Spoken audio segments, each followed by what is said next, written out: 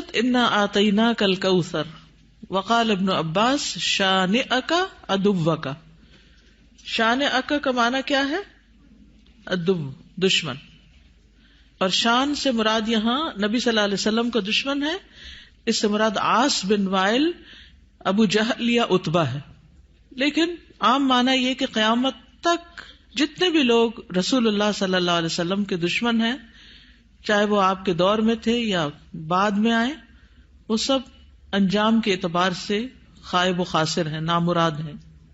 حدثنا آدم حدثنا شیبان حدثنا قتادہ عن انس رضی اللہ عنہ قال لما عرج بالنبی صلی اللہ علیہ وسلم الی السماء، جب معراج پر لے جایا گیا رسول اللہ صلی اللہ علیہ وسلم کو آسمان کی طرف، قال تو آپ نے فرمایا اتیت علی نہر، میں ایک ایسی نہر کے پاس آیا، حافتاہ اس کے کنارے قباب اللؤلؤ مجوفا، کہ وہ قبے تھے خالدار موتی کے، چھوٹے چھوٹے جیسے گنبد سے بنے ہوئے ہوتے ہیں نا.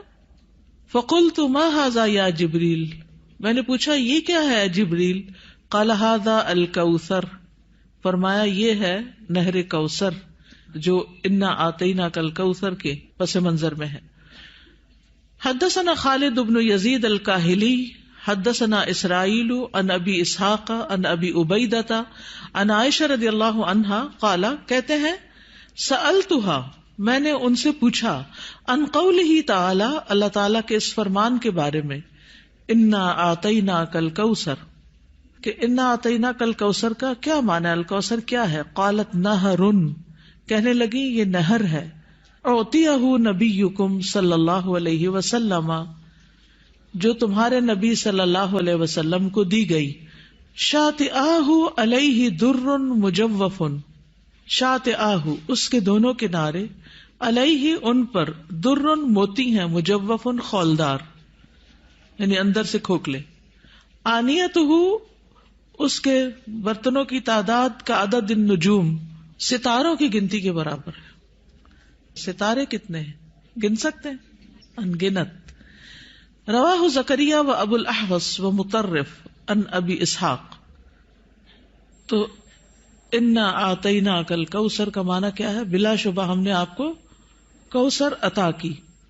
حدثنا یعقوب بن ابراہیم حدثنا حشیم حدثنا ابو بشر عن سعید بن جبیر عن ابن عباس رضی اللہ عنہما انہ قال فی الکوثر هو الخیر الذی اعطاہ اللہ ایاہ، کہ کوثر وہ خیر ہے جو اللہ نے آپ کو عطا کی. قال ابو بشر قلت لسعید بن جبیر، ابو بشر کہتے ہیں میں نے سعید بن جبیر سے کہا جو ابن عباس کے شاگرد تھے، فإن الناس يزعمون انه نہر، کہ لوگ تو یہ سمجھتے ہیں کہ وہ ایک نہر ہے، فی الجنت جنت میں. فقال سعید، تو سعید کہتے ہیں النہر الذی فی الجنت، کہ وہ جنت والی جو نہر ہے، من الخیر اس خیر میں سے ہے، الذی آتاہ اللہ ایاہ جو اللہ تعالیٰ نے آپ کو عطا کی. تو کوثر کا لفظ جو ہے یہ لغوی اعتبار سے کثرت سے ہے، اس سے مراد خیر کثیر ہے، جیسے کہ آگے ابن عباس کہتے ہیں. اور اس میں دوسرے معنی بھی آ جاتے ہیں، جیسے جنت میں نہر کوثر وہ اسی خیر کثیر کا حصہ ہے، یعنی خیر کثیر عمومی لفظ ہے اور پھر اس کی مثالیں ہیں جیسے نہر اور حوض وغیرہ. اسی طرح حوض کوثر کو بھی اس کا مصداق بتایا گیا ہے. اہل ایمان جنت میں جانے سے پہلے رسول اللہ صلی اللہ علیہ وسلم کے دست مبارک سے اس کا پانی پیئیں گے. اس حوض میں پانی جنت والی نہر سے آ رہا ہوگا، اس طرح تطبیق ہو جاتی.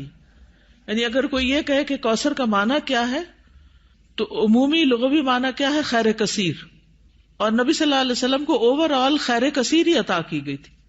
اور پھر خصوصی معنی کیا ہے؟ نہر کوثر اور حوض کوثر. حوض کوثر میدان حشر میں ہے، جس سے پانی آئے گا کہاں سے؟ نہر کوثر سے. اور نہر کوثر کہاں ہے؟ جنت میں ہے.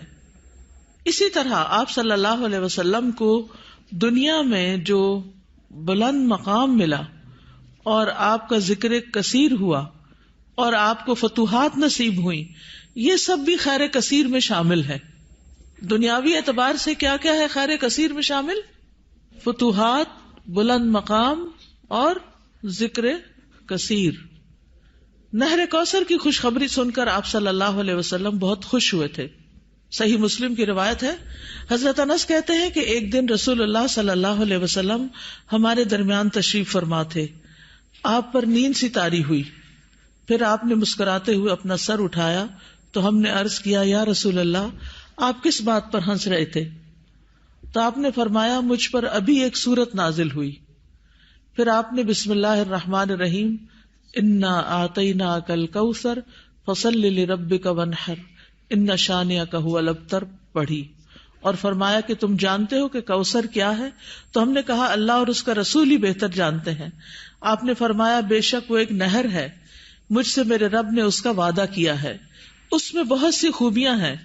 وہ ایک حوض ہے جس پر قیامت کے دن میری امت کے لوگ پانی پینے کے لیے آئیں گے. تو حوض کوثر کیا ہے, اس کی ڈسکرپشن کے بارے میں کچھ احادیث ہمیں ملتی ہیں. ہم میں سے ہر مسلمان حوض کوثر کا ذکر تو کرتا ہی رہتا ہے یا سنتا ہی رہتا ہے, لیکن اس کی بہت سی ڈیٹیلز ہمیں نہیں معلوم, تو ان کو ذرا دوہرا لیتے ہیں. رسول اللہ صلی اللہ علیہ وسلم نے فرمایا, میرے حوض کے دونوں کناروں کے درمیان اتنا فاصلہ ہے جتنا مدینہ اور صنعاء کے درمیان ہے. پھر اسی طرح یہ سطح زمین پر بہتی نہر ہے, اندر کھڈوں میں نہیں ہے. رسول اللہ صلی اللہ علیہ وسلم نے فرمایا, مجھے کوثر عطا کی گئی, وہ ایک نہر ہے جو گویا کہ سطح زمین کے اوپر بہتی ہے. حوض کوثر کی مٹی جو ہے, آپ نے فرمایا میں نے اپنا ہاتھ اس کی مٹی میں ڈال کر دیکھا تو وہ خالص کستوری کی تھی, یعنی خوشبودار. اس میں کنکریاں بھی ہیں اور وہ اس کے موتی تھے, یعنی سطح پر ہوتی ہے نا کنکریاں پانی کی سطح پر, تو وہ موتی تھے. جنت سے آنے والے سونے اور چاندی کے 2 پرنالے ہیں جو اس میں گرتے ہیں. یہ صحیح ترغیب و ترغیب سے, یعنی 2 پرنالے جو جنت سے پھوٹتے ہیں, ایک چاندی کا اور ایک سونے کا, وہ اس حوض میں گرتا ہے. حوض پر سونے اور چاندی کے برتن ہیں. اللہ کے نبی صلی اللہ علیہ وسلم نے فرمایا, تم دیکھو گے کہ حوض کوثر پر سونے چاندی کے آبخورے ہوں گے جن کی تعداد آسمان کے ستاروں کی برابر ہے, یا ان سے زیادہ بھی روایت میں آتا ہے. اور پھر وہ برتن جنت کے برتنوں میں سے ہوں گے. کسی نے عرض کیا, یا رسول اللہ, حوض کے برتن کس طرح کے ہوں گے؟ آپ نے فرمایا, اس ذات کی قسم جس کے ہاتھ میں میری جان ہے, اس کے برتن آسمان کے ستاروں سے بھی زیادہ ہوں گے. ستارے بھی ایسی اندھیری رات کے جس میں بالکل بادل نہ ہو. پھر وہ برتن جنت کے برتنوں میں سے ہیں. اس کا پانی ٹھنڈا, میٹھا اور خوشبودار ہے. رسول اللہ صلی اللہ علیہ وسلم نے فرمایا, میرا حوض عدن اور عمان کے درمیانی فاصلے جتنا ہے.